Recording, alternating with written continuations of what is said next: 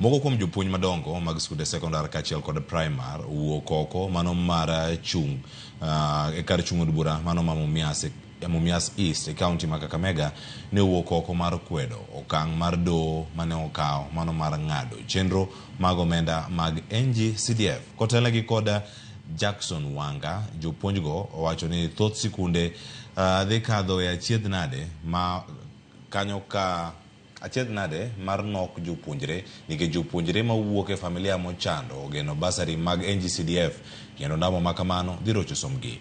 Do yande ong'ado ni NG-CDF tiyo e tok chik ka koro ibiro chunge chutho kochopo dwe mar auchiel higa mar 2026.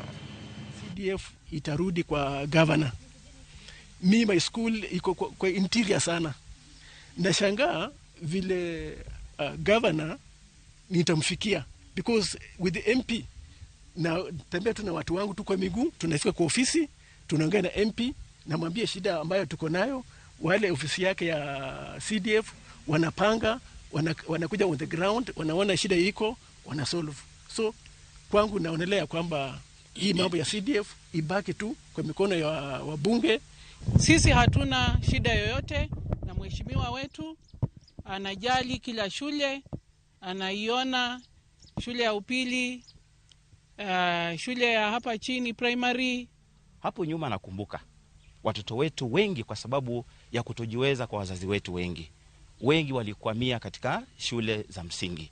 Hata wengi hawakufanya mitihani ya darasa la 8, lakini mradi huu wa CDF ulipokuja tulianza kuona mabadiliko.